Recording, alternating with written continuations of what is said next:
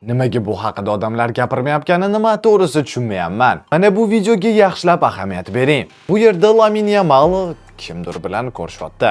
Tushunmay qoldingsa, yana bir bor ko'ramiz. Baribir tepmadi-ya.